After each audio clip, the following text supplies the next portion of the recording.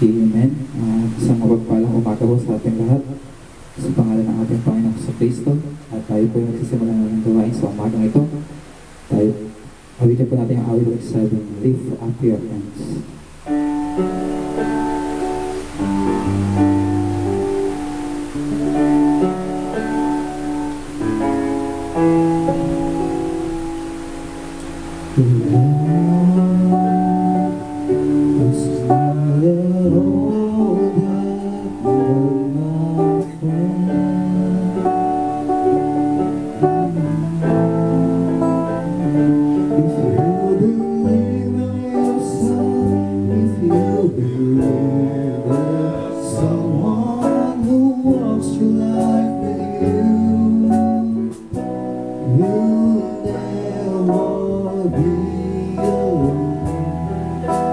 Learn to reach out and open your heart. Lift up your hands to God, and He'll show you the way. And He said, cast your burdens upon me, those who are heavily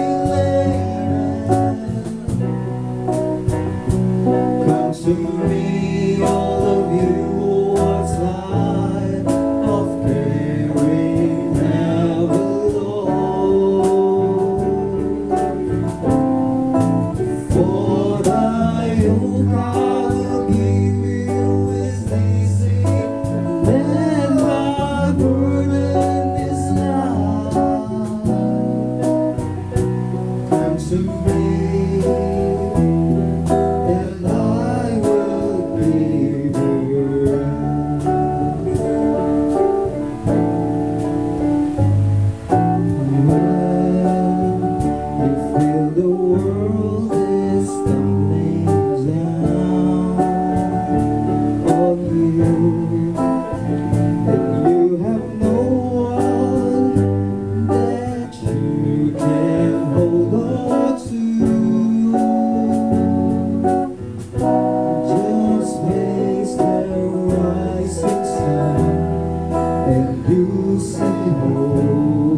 There's no need to run.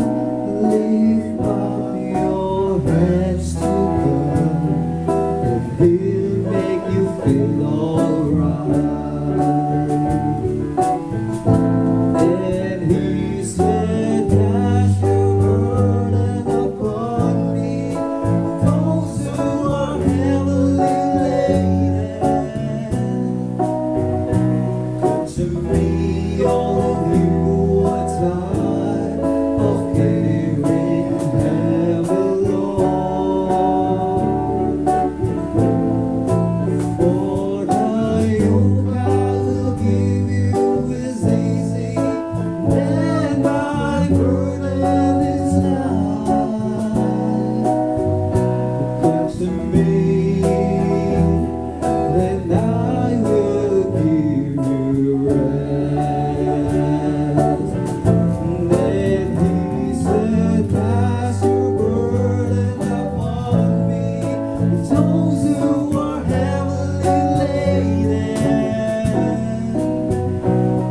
To me, all of you are tired of carrying heavy loads. For the yoke I will give you is easy, and my burden is light. Come to me, and then I will give you rest.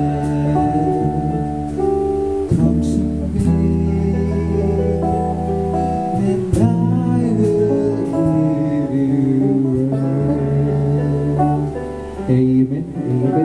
Sa pasimula panalangin, hinihiling mo sa badang ngayon. Asya manalangin. Ganda siya mo rin. Amen. Tayo manalangin sa mga ito. Dakilang Diyos, pagparang mga Panginoon. Maraming salamat muli, Lord, sa araw na ito na pinagkalab mo sa amin, Lord. sa buhay, kalakasan, Lord, sa pagbiyaya, pag-iingat sa bawat isa, Panginoon. Lord, maraming salamat din po sa isang ito magdaan, Lord. Pagamat nandun yung suliranin, Panginoon. Pero, Lord, Ikaw ang bibigay na solusyon sa bawat suliranin ito, Panginoon. Lord, marami mga kaming pagtuunan sa inyo, Lord, pagkakasala sa inyo na, Panginoon. Katuwanan niyo kami, Panginoon. Lord, sa umaga ito, kayo ang inaasa namin pagdamuhin sa umaga ito, Lord, na Ikaw ang makita, Lord, at hindi ang tao, Panginoon. Dahil kung tao pa, titignan, Panginoon, ay wala itong magagawa, Lord. Pagkus, Lord, kayo ay magagawa sa lahat ng oras, Panginoon. Lord, kayo ang gumabay sa amin, Lord. Mag-ingat sa bawat isa, Lord. At Lord, sa umaga ito, kayo namin tinataas, Lord. Lahat ng papurit pagsamba, pasalamat. Dahil ang panatang sa Holy Spirit. Amen. Amen, amen. Tayo po ibang patuloy sa ating buhayin sa umagang ito. Awitin natin yung awit nagsasabing, Tender Hand of Jehovah.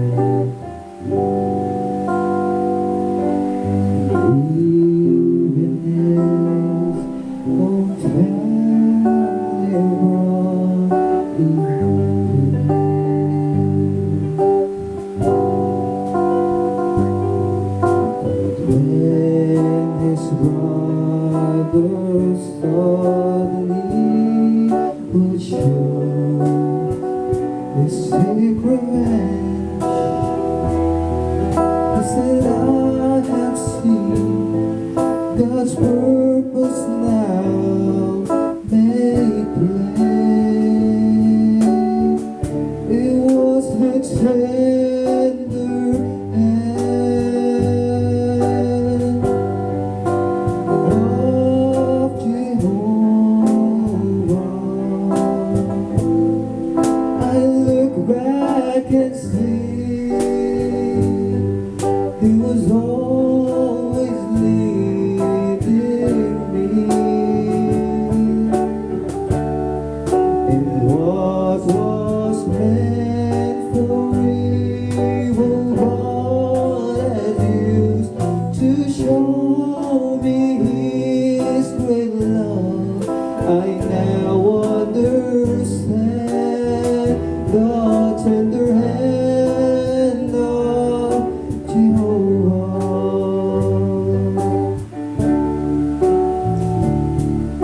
When the Jews were killed, it sown asunder. It seemed that God had left His very own. Oh, but through it all, God had a plan. Little did they know that He would lead all of His children on back home.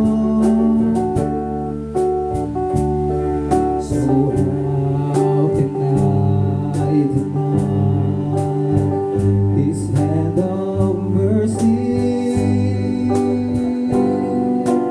Oh, when troubles came, they left no reason why.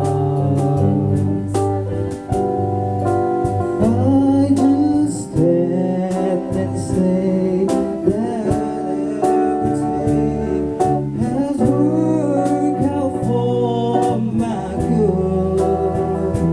Oh, He has all the answers to my life.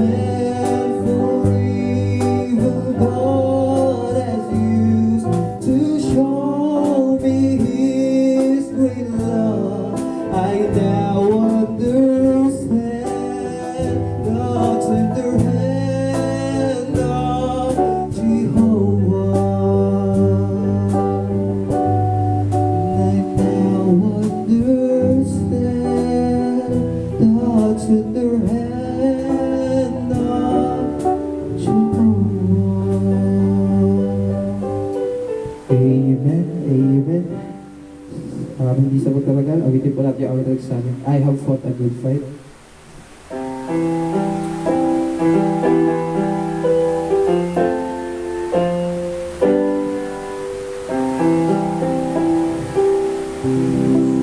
There was a man named Paul who was tested and was tried, who suffered for the gospel, but God was on his side. And at the end of his road, he asked this thing when he said, I have finished my course, the crown awaits for me. I have fought the good fight, I have kept the faith. I've been through some hard times, permitted by His grace.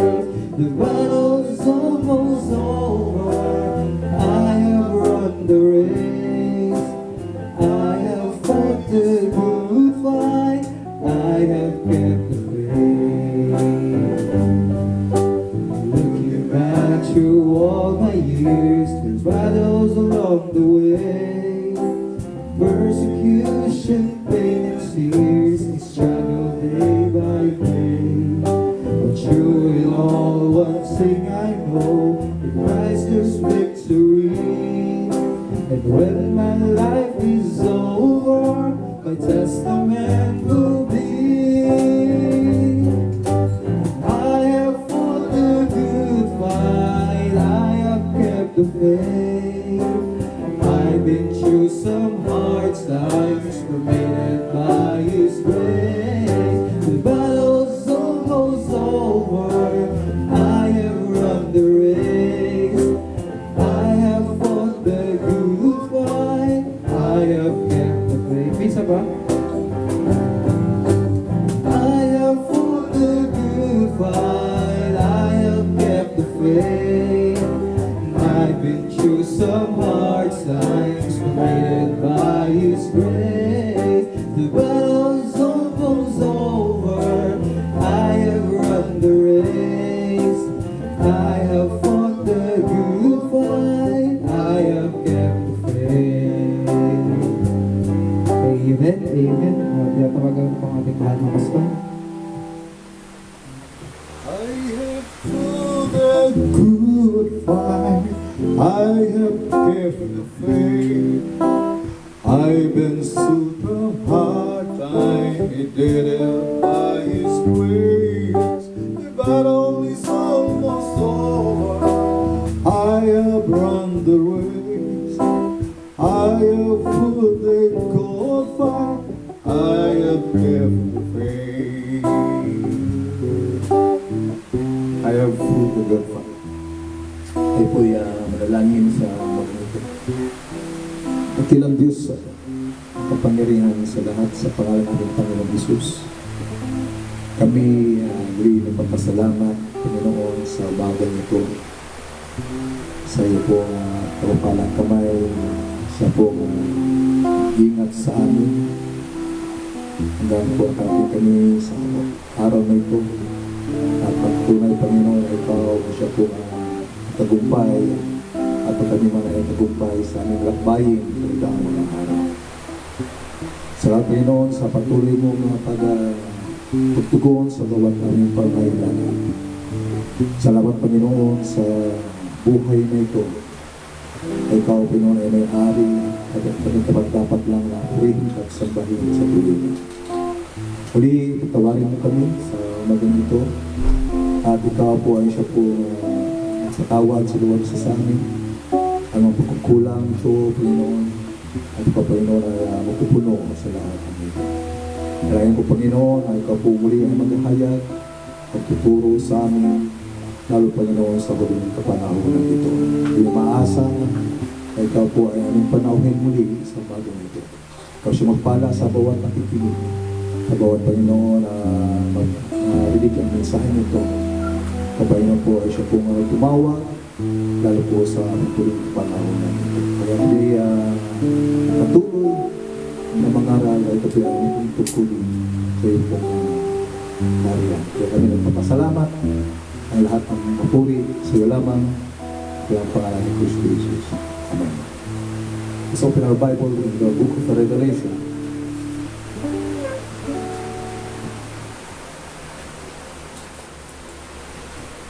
Chapter 3.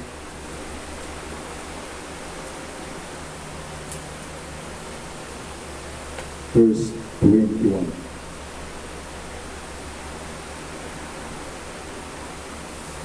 To him that overcometh will I grant to sit with me in my throne, even as I also overcame, and am set down with my Father in his throne. Ang Diyos po pala sa bawat talaga ating nabasa. Muli, magapalang umaga po sa ating lahat. Sa pangalan natin ng Panginoong Jesucristo, kaya pong biyaya. At tayo po ay muli nagkaroon ng gawain sa umagang ito. Upang po tayo po ay patuloy, dahil sabi ng kasulatan, ang tao ay hindi lang magbuhay sa pinapay, kundi sa bawat salita na sa bibig ng ating Panginoon. Kaya bawat isa sa atin ay isa pong ating tungkulin na sambahin siya sa Espiritu at katotohanan. At sa umagang ito, sumalikan ang ating kasulatan sa hindi pagtatagal. Sabi dito, ang magtatagumpay ay aking pagkakalooban, lubong kasama ko sa aking luklukan. Gaya naman ang tagumpay ay upong kasama ng aking ama sa kanyang luklukan. At ang topic sa umagang ito about overcome. Overcome. Ang overcome sa Greek word, katabalyo, means overpower, overwhelm. Sa ibang Greek word, nikao, means conquer, victorious, prevail. Sabihin po ito po ay magtagumpay. In the Greek word, nikao, victorious, prevail. At ang overcomer means a person who overcomes something, one who succeeds in dealing with or gaining control of some problem or difficulty. The word succeed, overcome. At ang pagtagumpay na ito, hindi po ito isang pagtagumpay ng pangkaraniwan na sa akala ng iba. Pag ikaw ay walang pagkain, pag ikaw ay nabigyan ng Panginoon, ay yun ay overcome. Pag ikaw ay wala po ka mainom, dumating mayroon bigay sa iyo ng tubig, ay nag-overcome ka. Dahil lahat ng tao ay naranasan ito. Bagay man hindi manampalataya, ikaw ay nawalan, walang trabaho, at ikaw ay nagutom, lahat ng tao ay naranasan ito. But ang overcome dito ay nag-succeed sila dahil ito ay isang pagkatayo sa isang katotohanan o panampalataya.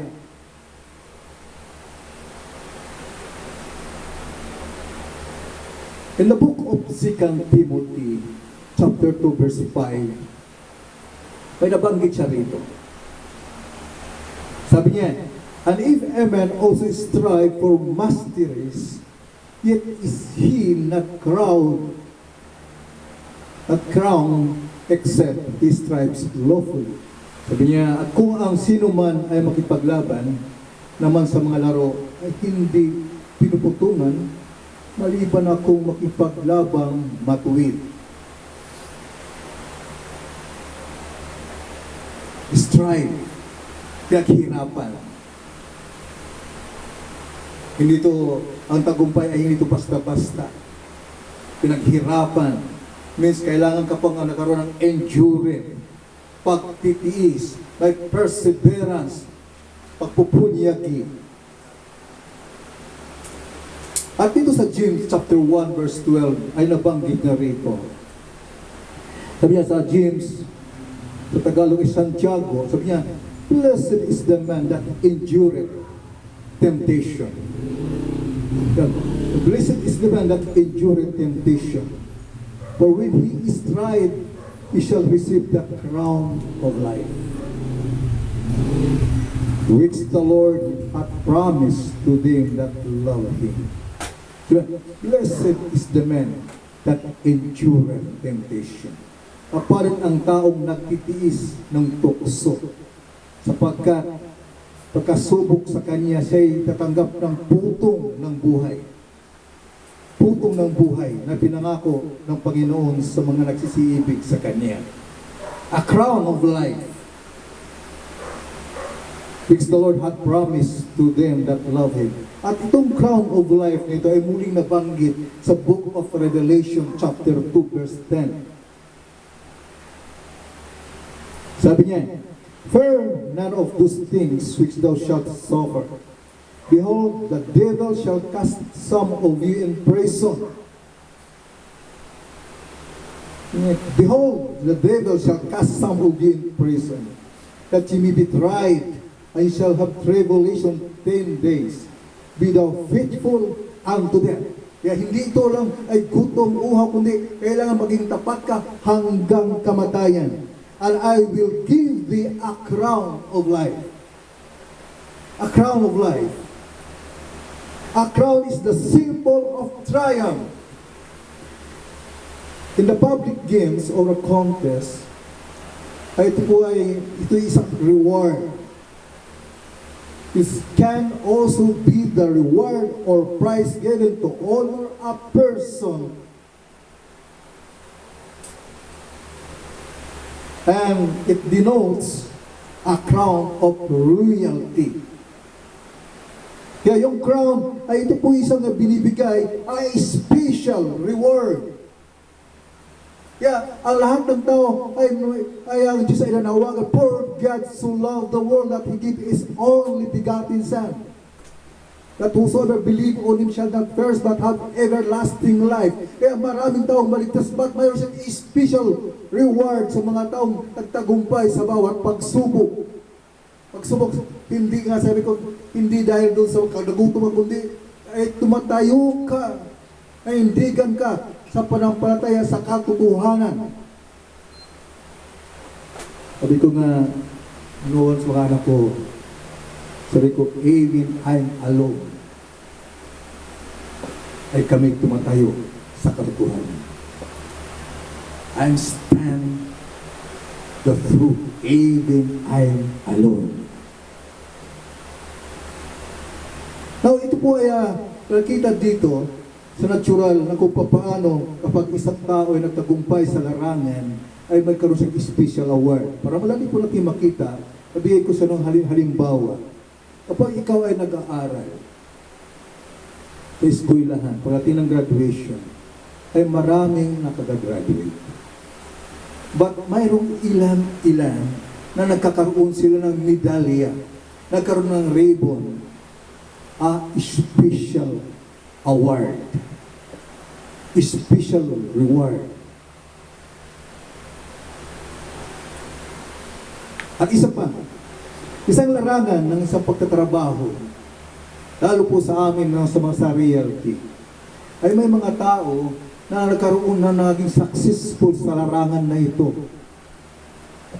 At dahil ito ay sila po ay naging nagpupunyagi, nagsisikap, at dahil doon ay sila experiensyado na sa larangan na ito, ay maraming mga kasamahan po rin nagkaaroon ng award o reward, ay special reward sa kanila. Even though kami lahat ay mga salesperson, but may mga taong nagpupunyagi, araw at gabi nagtatrabaho upang maabot nila yung mga special award na yan.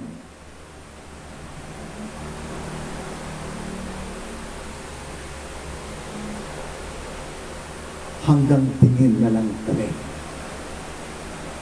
But hindi po dapat yun, kundi bawat isa ay magkaroon ng special reward, special award sa bawat isa.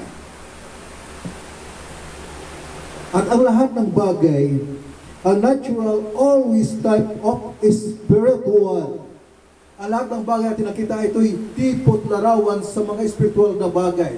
Hindi lang tayo ay tumitingin sa mga tao nagkaroon ng tagumpay. Kaya kailan tayo ay lahat na yun ay tayo naman ay maging kakibat dito. Kaya hindi naman ay magkaroon ng ating sariling testimonya. Hindi tayo titingin lamang doon sila ay ang galing po nila. But kailangan tayo mismo din ay makatayo na magkaroon ng special reward o special award. Ganun din sa ating Panginoon. Those testimony must be a reality to you, not to them only, but to you. Those testimony must be a reality to you. In the book of Revelation ay maraming nababanggit dito tungkol sa overcomer. The book of Revelation chapter 2 verse 7. Sabi dito, to him that overcometh, in the Ephesian church, to him that overcometh will I give to eat of the tree of life, which is the midst of the paradise of God. Dito po sa Revelation chapter 2 hanggang chapter 3, ay nagkaroon po dito ng 7 iglesia. 7 church. Actually, mayroon pong iglesia sa panahon na yun, ang titawag place, sa place ng Asia Minor. But ito ay naglarawan din ng kapanahunan. Kaya in the Revelation, Ephesian church age, ang nagtagumpay dito sa to him that overcometh will I give to eat of the tree of life, which is the midst of the paradise of God. To eat of the tree means to partake of the tree of life, that is Jesus Christ. Bigla sila maging kabahagi doon sa ating Panginoon. In the Revelation chapter 2 verse 11, in the church of Smyrna, ito po sabi dito, he that hath an ear, let him hear what the Spirit saith unto the churches. And then, he that overcometh shall not be heard of the second death. Sabi na ang mga nagtagumpay sa panahon ng Smyrna ay di sila uling masaktan sa pangalawang kamatayan. At ang pangalawang kamatayan ay nilinaw ng Biblia. Sabi niya dito, and that sa Revelation chapter 20 verse 14, sabi niya, and death and hell were cast into the lake of fire. This is the second death. Kaya yung mga panahon ng Smyrna ay hindi sila makaranas ng pangalawang kamatayan. At nagtagumpay sa panahon ng Smyrna ay hindi sila makaranas ng pangalawang kamatayan. Now, in the Revelation chapter 2 verse 17, in the Pergamian church age, so to him that overcometh will I give to eat of the hidden manna, and will give him white stone, and in the stone a new name written which no man knoweth, saving he that receiveth it. Stone, white stone means a revelation. A hidden manna means the word of God na nakatago sa kailang kapanahunan. But sa bawat lingkod ng Diyos ay ipinapahayag ito. White stone. At wala pong sila kaalam, kundi siya mismo na nakatanggap sa mga bagay nito. In the Church of Thyatira, in the Revelation chapter 2 verse 26 hanggang 29, sabi dito, and he that overcometh and keepeth my works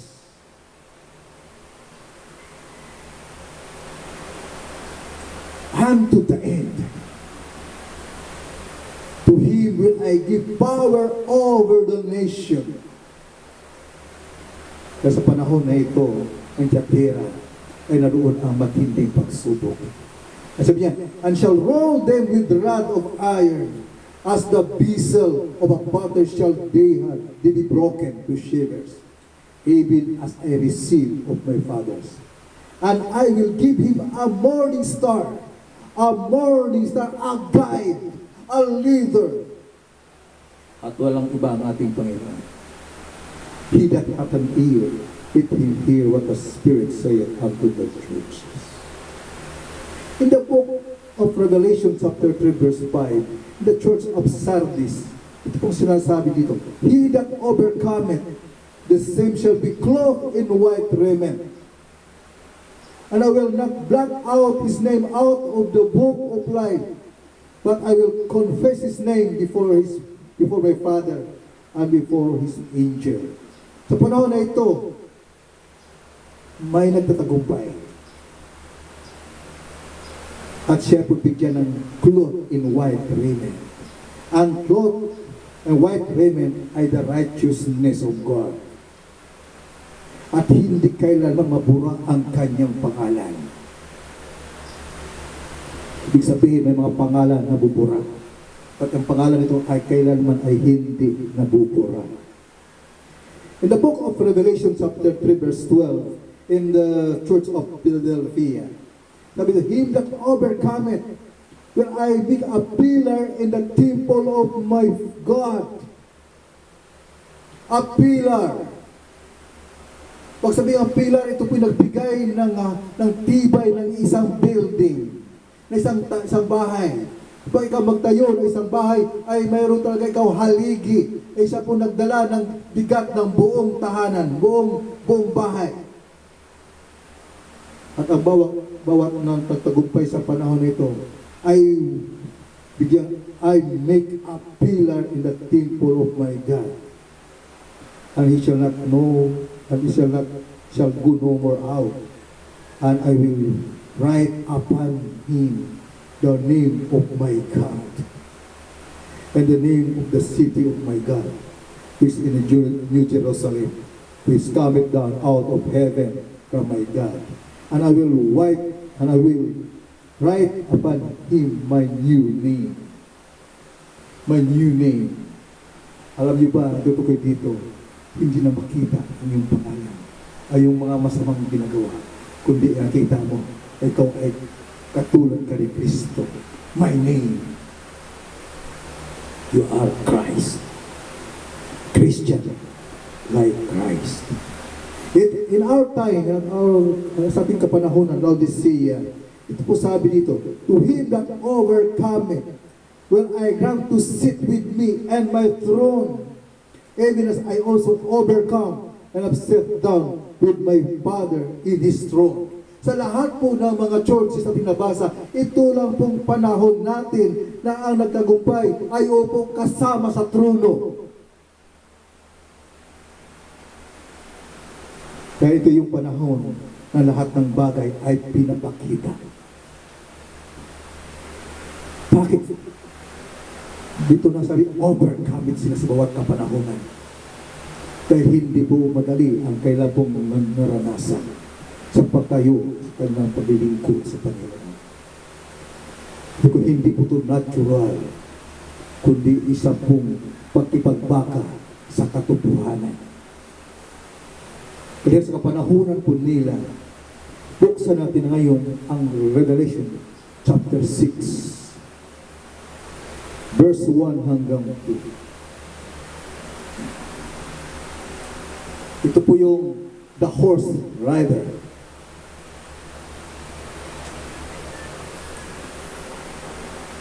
Chapter 6 verse 1 hanggang 2. The verse here. And I saw when the lamp opened, and one of the seals, and I heard as it were the noise of thunder. Walang iba po nakapagbukas ng revelation maliban sa Cordero, the Lamb. Sabi ni John, and I saw when the lamp opened one of the seals, and I heard as it were the noise of thunder. Kaya nga pag nabuksan ang kapayagan, ay mayroon pong thunder. One of the poor be seen, calm and sick. Halika, tingnan mo. And I saw and behold a white horse. And that sat on him had a bow, and a crown was given unto him, and he went forth conquering and to conquer.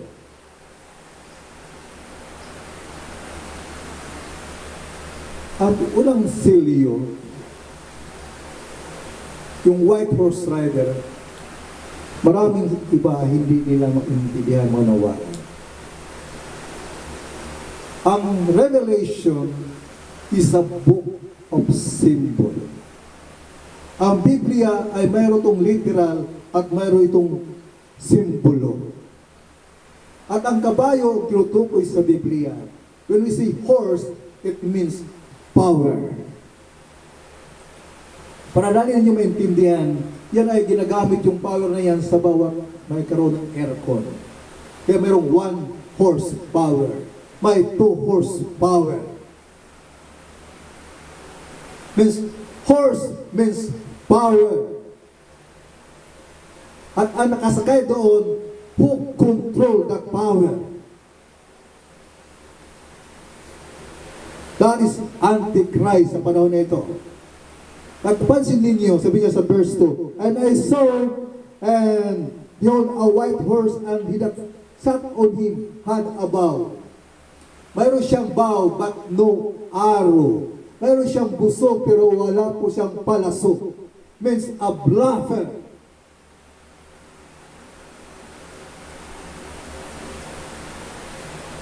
Dahil at dito po, ang nakasakay ay walang pangalan.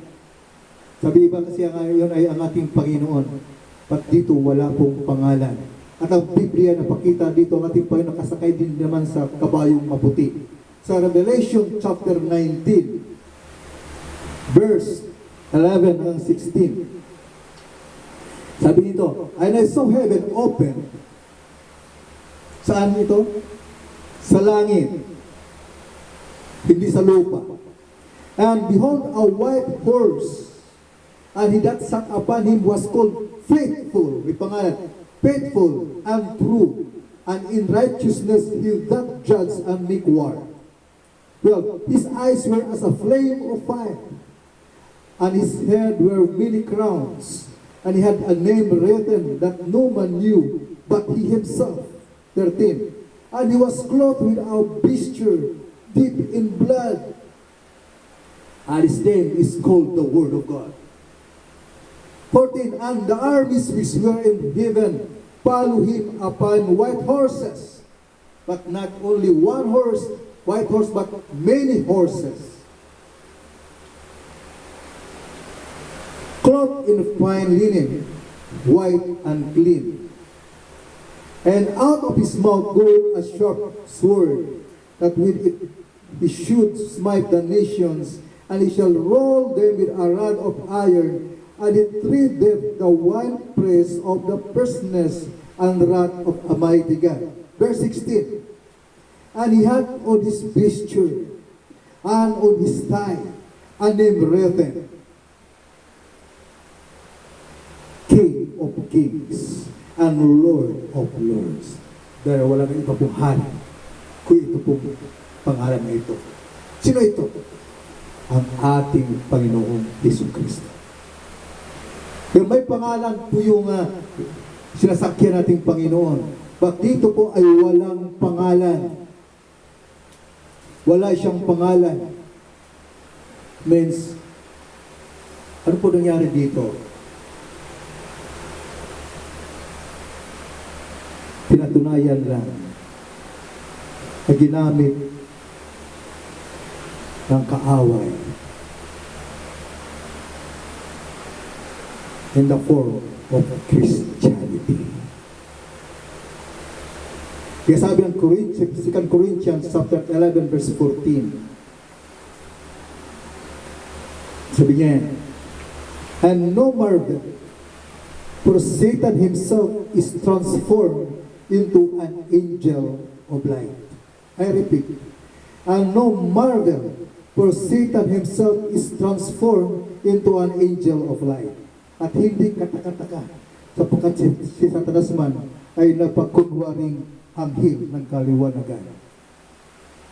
Kala po ng iba, si Satanas ay hindi marunong nagbasa ng Biblia. Nagbasa din siya ng Biblia. But hindi lahat. But purihin ang Panginoon.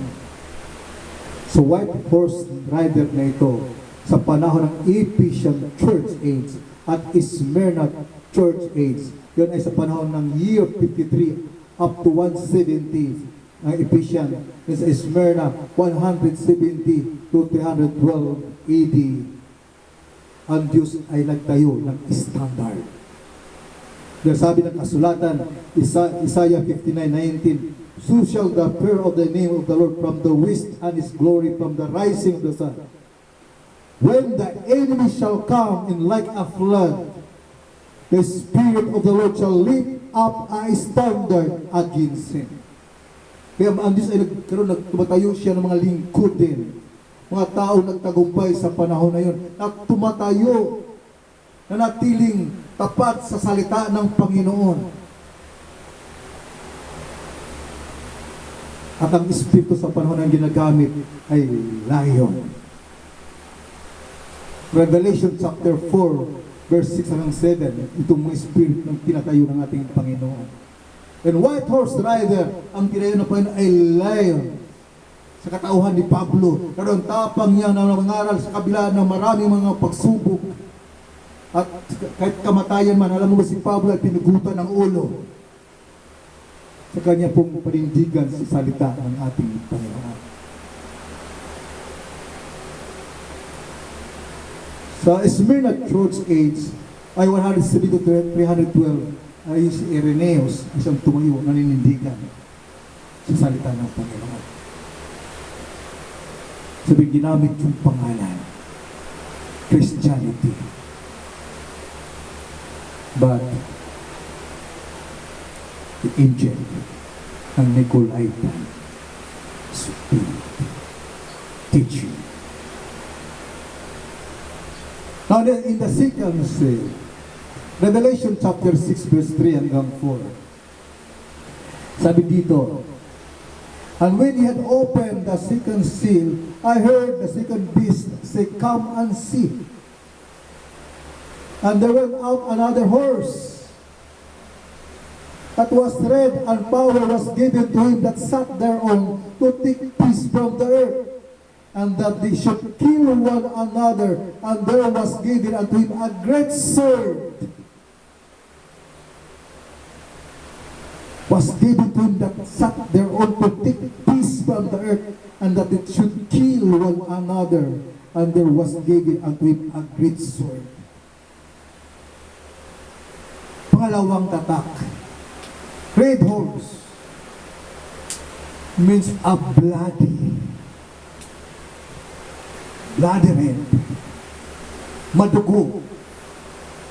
Ayan ay panahon ng Pergamian Church Age, 312 to 606. And then Thyatirian Church Age, 606 to 15 to 20. Anong ginagawa niya? Dahil ang kaaway masyadong tuso. Ang ginagawa niya, nagkaroon siya ng pagpupulong. Dahil doon ay, ito lang ang kaila po yung credo ay hindi pa nagkaroon ng doctrine. Only a creeds pa lang. Ang ginagawa dito, nagpatawag si Constantine ng isang pagpupulong sa Nicene Council 325 AD. As pagpupulong na yun, kasama ang pagan. Kung sabihin pagan na hindi ko pikilala sa Diyos. At ang Kristyanismo, ang mga wag Kristiyano ay napasok sa trap. At sila doon kasama pagpulong. Anin ginagawang doktrina. Kung sino man bumabag sa doktrina yun ay papatayin. At sa panahon ito maraming pinatay. Millions of Christians, millions of Jews ay pinatay sa panahon ito. 16 million sa kalagay sa martyrdom records. Ang iba pinapakain sa liwan. A bloody time. Pag mayroong mga tao nag-overcome sa panahon ngayon, and Tiatiran Church age sa 606 to 1520, ganoon din ang mga ginagawa ng kaaway. At sa panahon nito, ang Biblia ay sinusunod. Ang Biblia ay tinatago. At walang sino man magpipreach doon sa pulpito, kundi ang pari lamang. Pagkakalimutan ng tao, nasabi ng kasulatan sa John chapter 5 verse 39, search the scripture, for in them you think you have eternal life, and they testify of me. Search the scripture. Ito ang ginagawa ng tao. Yung nangunguna lamang na siya nababasa. Ang mga tao ay hindi pwede mabasa ng Biblia. Why? Upang maging makasumpong sila ng katotohanan sa salita ng Panginoon. Dapat ang bawat isa ay magbasa ng Biblia. Purihin ang Panginoon ang ginagawa ng Diyos. Nagtayo po siya ng spirit of an ox. Mga tao kahit sila'y papatayin ay natili silang naglingkod at ilang paghawakan nila ang katotohanan. Natili silang humawak sa katotohanan. An ox, pinapatay. Hindi sila umaangat. But nag-overcome sila. Hindi sila naging duwag. Humarap sa kamatayan. Third seal. Revelation chapter 6 verse 5 hanggang 6. Sabi dito, and when he had opened the third seal, I heard the third beast say, come and see. And behold, a black horse, and he that sat on him had a pair of balances in his hand. And I heard a voice in the midst of the poor beast say, measure of wheat for a penny. Hallelujah. Measure of wheat for a penny, and a 3 measure of barley for a penny. And said, go heart not the oil and the wine. Ano tinutukoy dito? Sa panahon sa ikatlong tatak, ay lobas yung kabayong maitim. At sa panahon na yun, doon nagsimula na lahat ng paglilingkod ay may bayad. Aside na patuloy na pupatay sila na hindi sumusunod sa doktrina nila sa panahon na ito. Alam mo ba, kahit sa lahat ng millions nilang pinapatay, hindi ka makarinig na sa kanila na naghumingi ng sorry sa mga taong pinatay po nila. Ano po yung balances? Sabi niya, I heard a voice in the midst of the poor beast say, a measure of wheat for a penny. Lahat ng ginagawa ay may bayad. Kapag namatay ang isang tao, kailangang pagdasalan ay may bayad. Kapag isang tao, isang bata binibinyagan, may bayad. Lahat ng gagawin ay may bayad. At sabi ng kasulatan, sabi niya, sa Matthew chapter 10 verse 7 hanggang 8, sabi niya, at samantalang kayo maglakad at magsipangaral kayo na magsabi, ang kalooban ng langit ay malapit na. Magpagaling kayo na may mga sakit, magbaon kayo ng mga patay, maglinis kayo ng mga kitong, magpalabas kayo ng mga demonyo, tinanggap ninyo na walang bayad, ay ibigay ninyo walang bayad. Freely ye have received, freely give. Ulitin ko, freely ye have received, freely give. But sa panahon ngayon, ang lahat ay may bayad. Kapag namatay ang tao, sabi nila kailan dasalan, sinalibon siya sa purgatorio.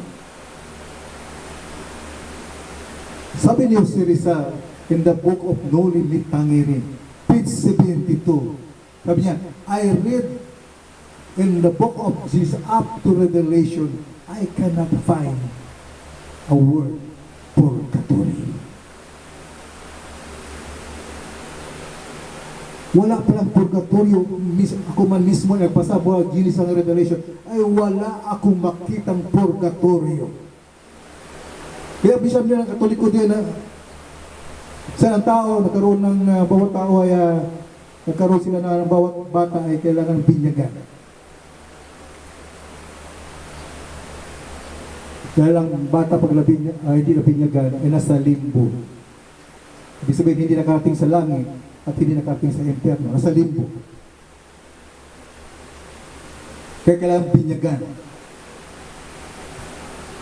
At alam niyo ba, isang papa sa Roma, Pope Benedict, sabi niya, walang limbo na katuruan. Dahil ang bata po ay walang kasalanan. Kapag siya may anak siya ng bastardo, hindi kasalanan ng bata na siya ipinanak na ganyan. Ang may kasalanan ang kanyang magulang. Dahil sabi ng Panginoon, God so loved the world. Yun ay na-apply sa lahat. At sabi ng kasulatan, repent and ye baptize. Paano yung bata na yun ang makapag-repent na wala pa siya nakikilalang kamalian? Maging ating Panginoong Hesukristo, kung mabasahin nyo yan, sa Luke chapter 2, verse 21-22, ay siya'y dinala ng Panginoon ng mga magulang niya. He brought him to Jerusalem to present him to the Lord. Hindi binibinyagan, kundi pinipresent o to dedicate lang ito sa Panginoon. Ating Panginoon ay nabautismuhan lamang siya sa edad ng 30 sa Matthew chapter 3 verse 13 hanggang 15. Doon pala siya nabautismuhan sa River Jordan.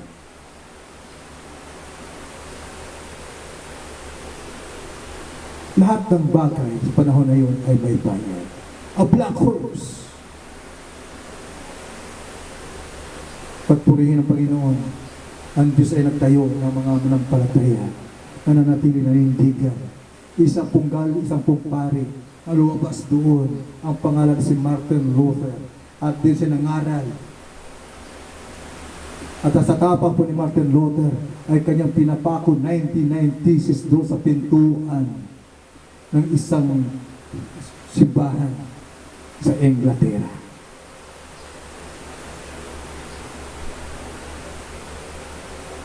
Sardis, year 1520, 1750. Ito nagsimula nagkaroon ng mga protesta.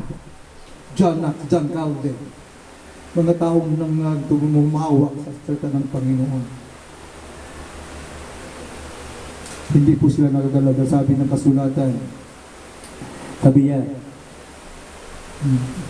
and say, thou art not the oil and the wine. Sa panahon ito, hindi po nasaktan sila Luther, mag-isibis-liman. Dahil po sila ay ang nagsimula ng marami ng protesta.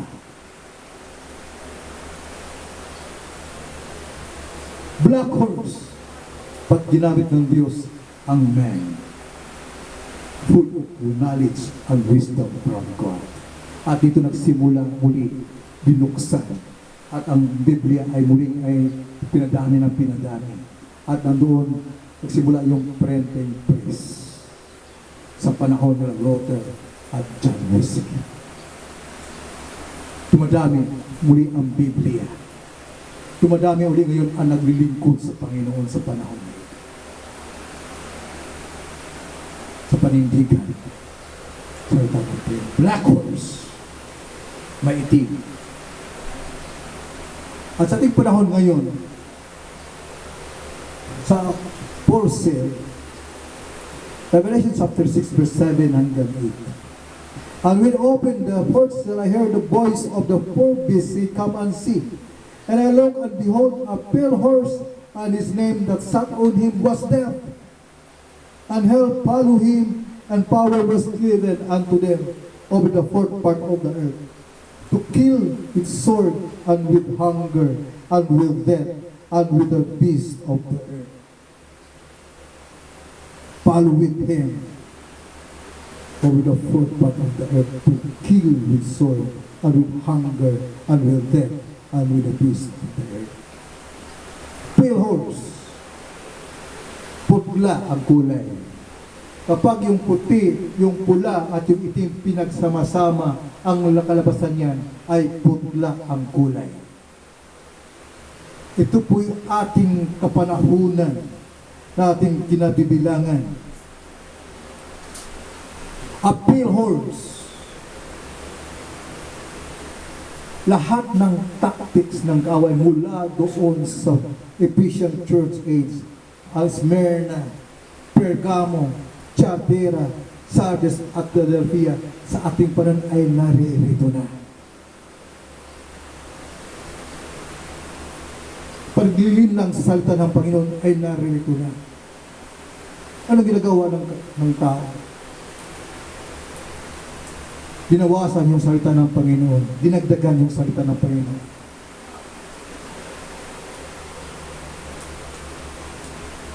Patayan doon. Pamin sa ating panahon. Hindi ka kagawa ng Diyos, kundi kagagawa ng kaaway. Lahat ng bagay ay narito na sa ating panahon. It's a sign we are living now in the last days. Pale horse. Dalasan sabi niya, bakit sa inyo may mahaba ang buhok? Sabi ng kasulatan, ang buhok ay isang kawalhatian ng isang babae. Revelation chapter 22, verse 18 and 19. For I testify unto every man that heareth the words of the prophecy of this book. If any man shall add unto these things, God shall add unto him the plagues that are written in this book. And if any man shall take away from the words of the book of this prophecy, God shall take away his part out of the book of life, and out of the holy city, and from the things which are written in this book. I repeat, for I testify unto every man that heareth the words of the prophecy of this book. If any man shall add unto these things, God shall add unto him the plagues that are written in this book. And if any man shall take away from the words of this book, of this prophecy, God shall take away his part out of the book of life, and out of the holy city, and from the things which are written in this book. Kaya bawal magbawas, bawal magdadag. Basta iba, ay hindi po tinitingnan niyo. At kailangan po natin sumunod kung ano sinasabi ng kasulatan. Ano po ginagawa ng Panginoon sa ating panahon? Ang ginagamit ng Diyos na panglaban dito nating panahon, na lahat ng taktika ng kaaway ay binubuhos, ay ang Spirit of God, Eagle. Eagle. Agila. Laodicea. Sa ating panahon. At napansin niyo dito, doon sa Laodicea na yun, Revelation 3:21. Sabi dito, to him that overcometh will I grant to sit with me in my throne, even as also overcome I am set down with the Father in his throne. Throne. In the Greek word, opobok, or thronos, means a ceremonial chair or a sovereign. Ulitin ko po yung sabi ng ang ibig sabihin ng throne. Ang throne sa Greek word opobok o thronos means a ceremonial chair for a sovereign. Isang meaning, sabi niya, a seat occupied by a sovereign. Ibig sabihin, ang makaupo lang doon, yung pinakamataas o makapangyarihan sa lahat. At sabi dito sa ating binasa na ang mga nagtagumpay sa ating panahon ay kasama niyang uupo doon sa trono. Why? Ang ating panahon is time. Ang ginagamit ng Diyos ay an eagle. Kung paano ang pale horse ay sa ginagamit sa ating panahon, ang lahat ng tactics ng kaaway ay nandito. Ang ginamit ng Diyos ay ang eagle. Ano po eagle? Ang isang agila, ang karakteristik ng isang agila. Ang agila hindi kumakain ng patay na bagay. Lagi kumakain sila ng sariwang karne, priest meat.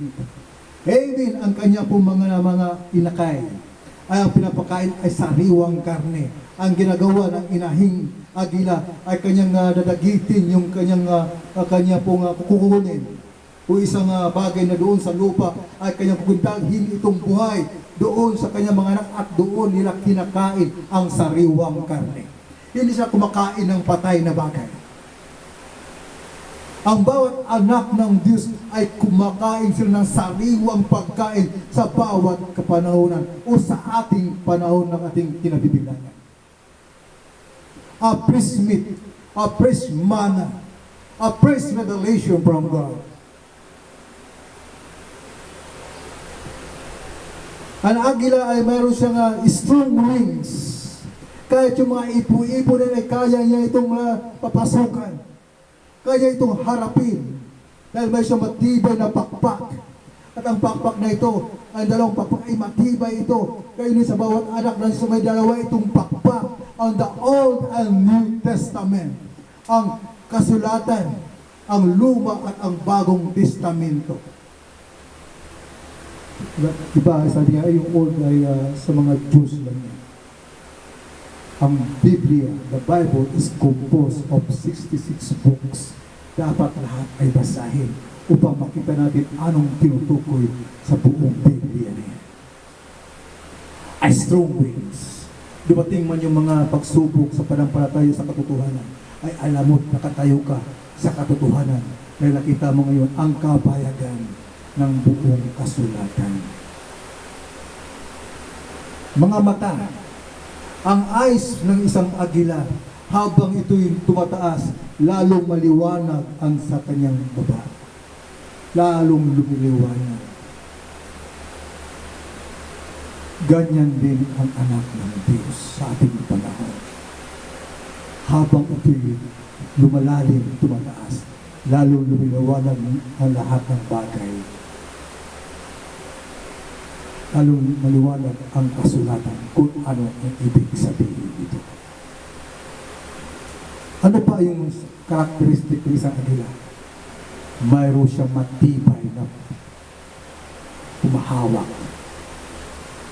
Yung kamay niya pag humawak ay hindi na mabibitawan. Ganyan din ang anak ng Diyos. Kapag hawakan niya ang salita ng Diyos, ay hindi niya ito bibitawan. Dumating niya ang pagsubok sa buhay, sa panampalataya, ay manatiling humawak sa salita ng Panginoon. Kaya I said kanina, even and I stand in the truth. Kaya ni anak ng Diyos sa ating panahon.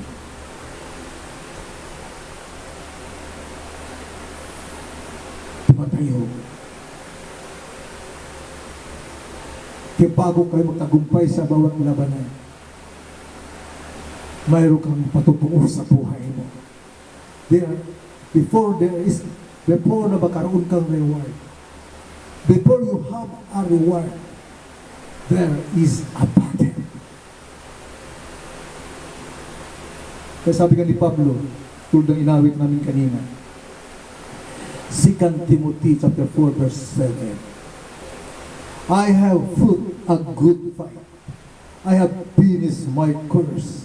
I have kept the faith. I have fought a good fight. I have finished my course. I have kept the faith. At pagbaka ako na mabuting pakikipagbaka. At tapos ko ng aking takbo, iningatan ko ang panampalataya. Sabi ng Jude 1:3, sabi niya, sa dulo ng bahagi na yun, that ye should earnestly contend for the faith which once delivered unto the saints. Na inaaralan kayong makipaglabang masikap dahil sa panampalataya na ibinigay ng minsan at magpakailan man sa mga banal. Kailangan natin maghawakan ang katotohanan ng salita ng Diyos. Hindi na pagkaroon ng tagumpay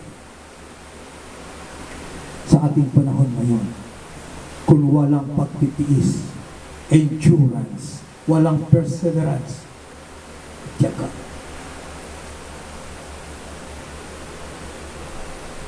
Kaya magtagumpay ka. Kailangan mo hawakan ang salita ng Diyos na matibay. Paghawakan mo maigi. Hindi ka bumabasik sa kadamihan, kundi bumabasik ka sa katotohanan. Amen. Dito po, nakita po natin sa kasulatan na ang Diyos ay pumipili ng mga naidalaga, nagtatagumpay, maging sa ating panahon ngayon. Sa Matthew chapter 25, at dito ay makita po natin dito, sa ating kapanahon. Sabi niya dito, "There shall the kingdom of heaven be like unto 10 virgins, when took their lamps and went forth to meet the bridegroom. And 5 of them were wise, and 5 were foolish." Ibig sabihin, ito po ay simbolo. Hindi po ibig sabihin, pag 5 ay wise at 5 ay foolish, ay 5 lang talaga kinukuha, o 5 lang yung mangman. At ito ang Biblia ay nagbigay ng simbolo. When the half were foolish took their lamps and took no oil with them. But the wise took oil in their vessel with their lamps. While the bridegroom tarried, they all slumbered and sleep. And at midnight there was a cry, and behold, the bridegroom cometh going out to meet him. Then all those virgins arose and trimmed their lamps. And the foolish said unto the wise, "Give us your oil, for our lamps are gone out." But the wise answered, saying, "Not so, lest there be not enough for us and you, but go ye rather to them that sell and buy for yourselves." And while they went to buy, the bridegroom came, and they that were ready went in him. And while they went to buy, the bridegroom came, and they that were ready went in with him to the marriage, and the door was shut. Sa Matthew 25 na ito, ay mayroong a chosen people, a bride of Christ sa panahon na ito. A wise virgins. Mayroong langis. At ang langis, sabi ng Sikaraya, represent a Holy Ghost. At ang Holy Ghost, when the Spirit shall come, He will guide you to all truth. Ito po yung napili ng Panginoon sa panahon na yun at maging sa panahon natin, mayroong kong bride na ito pinili na kanyang ipahayag ang kanyang lihim sa kanyang lingkod. Bride of Christ. At ang foolish dito, just lacking oil. They are slothful, makupad. Wala silang langis. But sila po ay malinis. Sila po, pag sabihin virgins, ay means purity. You are all good people. Every one of them sanctified vessels of God. Holy, clean, and sanctified. But wala po silang langis. That is a foolish virgins. But ang wise ay may langis, may kapahayagan sa ating panahon. At isang palatandaan ang Panginoon ay malapit ng dumating. And while they went to buy, the bridegroom came, and they that were ready went in with him to the marriage. Kapag ang mga foolish virgin ay nagsimula ng hanapin ang kapahayagang ito, palatandaan ang Panginoon ay malapit ng dumating.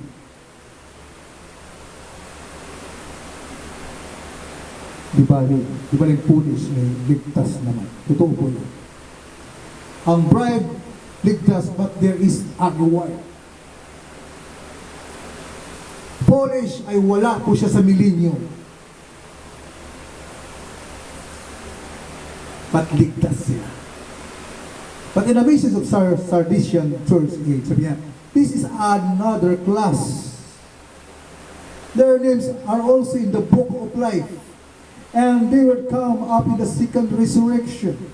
Katulad ng police virgin. Such are the police virgins. And the righteous are spoken of Matthew chapter 25.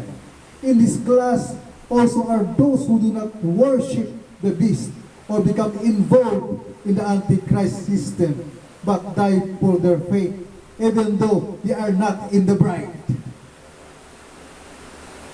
Not having been born again, but they will come up in the second resurrection and go into eternal life. Pero mga taong as Samaritan, sabi dito, a other class. In the message of the who is Jesus, sabi niya, itong other class, they are Samaritans. Hindi sila naglilingkod doon sa beast. But sila mga taong matulungin. When you say Samaritans, ay matulungin sila. Dahil sabi ng Biblia, you reap what you sow. Other class, but hindi nila kasama sa bride. Wise virgin, the bride, the foolish virgins, then another class, then the righteous. Then, mayroon pang tinatawag, borderline Christian. A borderline Christian is as they saw in Israel coming out of Egypt. Ito ba katulad po lang naging pinakita po sa atin kung paano yung mga Israelites na sila lumabas sa Egypt, 2 millions people lumabas sa Egypt. At sila malapit na doon sa Promised Land in Kadesh Barnea, matatanaw na nila ang lupang pangako. But nagda-doubt sila sa pangako.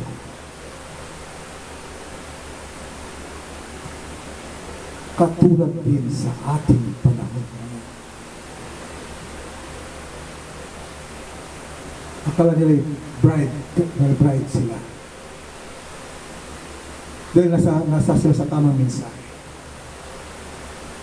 Kapag hindi mo pinubuhay ang mensahe sa panahon na kinabilangan mo, baka maging katulad ka ng borderline believers. Kung hindi makita sa buhay mo na ikaw lumalakad na tulad ni Kristo sa panahon natin ngayon, kung ang buhay mo ay buhay pa rin ng isang libutan, ikaw ay nanatili pa rin doon sa borderline believers. Alam mo yung mensahe. Alam mo yung lahat ng mensahe sa ating panahon ngayon. But yung buhay mo katulad na hindi manampalataya, you are a borderline believers. At marami ngayong borderline believers sa ating panahon. Borderline believers.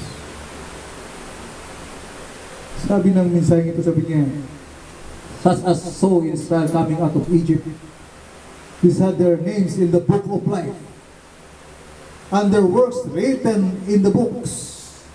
Babasa na yan sa Revelation chapter 20. Na yung kailang mga pangalan ay nakasulat sa aklat ng buhay, at ang kailang mga ginagawa ay nakasulat sa aklat, but this having failed to obey God. Sila'y nabigo na sumunod sa Diyos, and being void of the Spirit, though even the signs and wonders were among them, will have their names removed from the book of life. Ang kailang pangalan ay inalis doon sa aklat ng buhay. A borderline believers. They receive the message of the hour. Sila nangaral sa ating panahon. Dahil sabi ng mensahe, katulad sila ni Judas. Katulad sila ni Balaam. Near the book of life, amongst this group will be ones like Judas, such also as Balaam. Pareho-pareho. Nakita nila yun. Kaganda ng mensahe. Pati nila kayanan pagpapayuan. Kaya maluwag. Maluwag yung pastor. Even though they are in this message in this hour.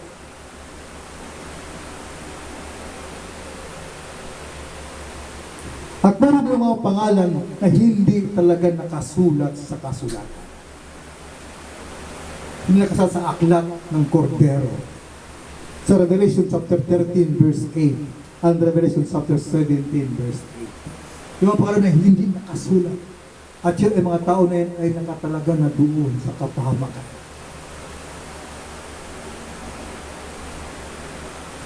Gusto ulitin natin, balikan natin ang tanaw. Wise virgin, foolish virgin, another class of people, a righteous people, borderline Christian, then mga taong wala nakasulat, hindi nakasulat sa aklat ng Kordero. Ayaw ang pipiliin sa mga tao dito. But ang anak ng Diyos, they are belong to the overcomer. They are belong to the overcomer. Not second-handed stories, second-handed testimony, but their lives are testimony. Ang tinutukoy ko ay si Abraham sa father of faith. Si Pablo ay isang naglilingkod na tapat. Si Abel ay mayroong kapahayagan. O mga heroes of faith sa mga Old Testament, even in the New Testament. Hindi, parang tumatanaw ka lang sa kanila. Parang tinatangala mo lang sila. Ang tinutukoy na second-handed testimony. But the real overcomer, the word being reality to them, sila mismo ang patutuo. Kung sila si Abraham ay naging maaman ng panampalataya, we are the son of Abraham. We are the heir of his inheritance. We are the son of God. We are the overcomer. Hindi tayo tumitingin lang sa kanila, ba tayo mismo ay siya ngayon nasa labanan. Tayo mismo mayroong patutuo. At hinahawakan natin yung misay at yung pangako ng Diyos na tayo po yun. Na mayroon kang patutuo sa buhay mong ito. You are a living testimony. You are a written epistle na patuloy na salita ay nabumold sa iyo. Hallelujah. The word molds. Ang salita ay minumold ka. And din yung character ay kasunod dito. Because you are the chosen people. You are the bride of Christ. And this last days, you are the overcomer. You have a testimony. You are not living in the second-handed testimony, second-handed realities, but you are himself, the testimony of the hour. You are the overcomer. That's why isang kanta, mold me and make me after thy will.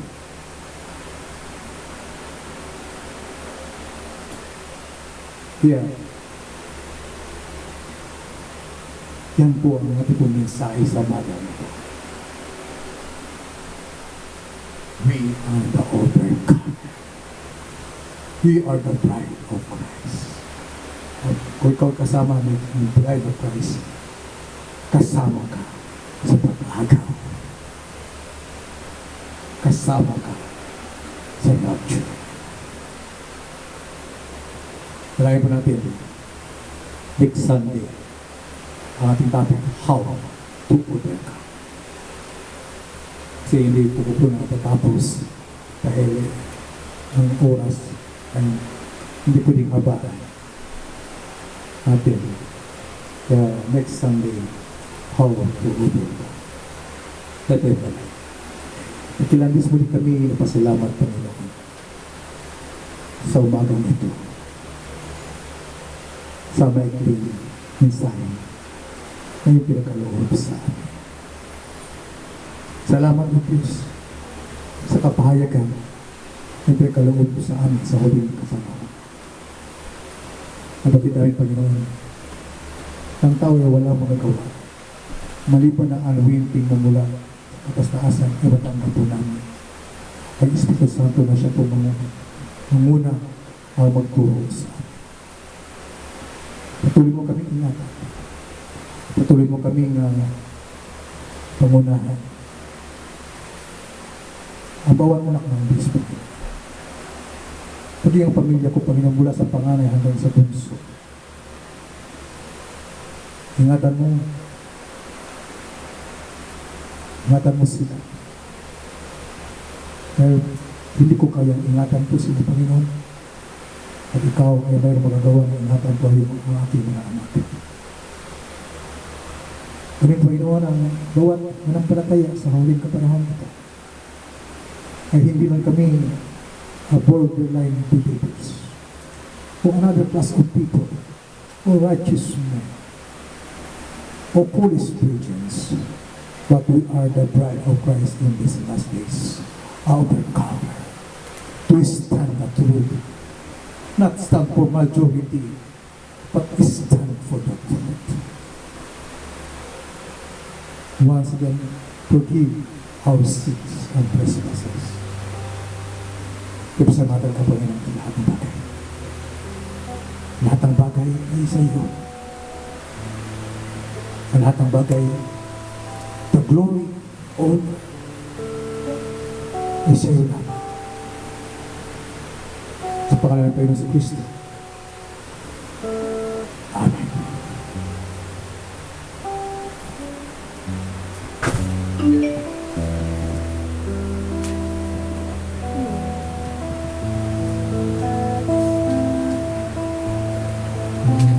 Maraming salamat sa ating Panginoon sa mainam na mensahe sa umaga ito. At sa pagkatapos ay awitin po natin ang awit sa ating film.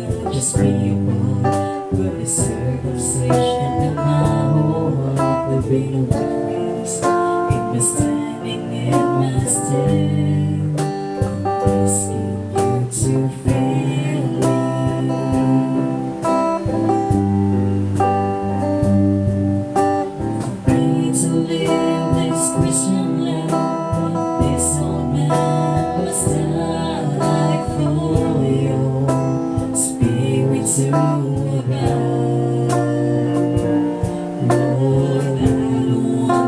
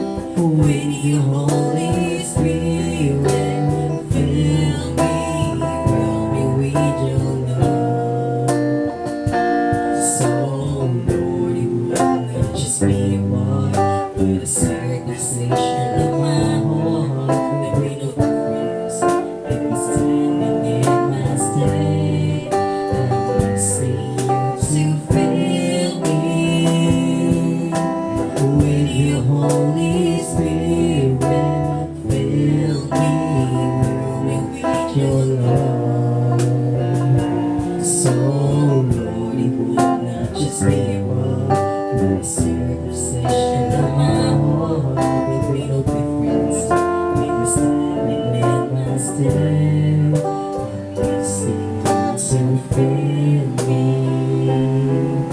David, sa pagkakulit ko para lang, nahihilig ko si Brother Kim. At siya po bukas sa buhay nito.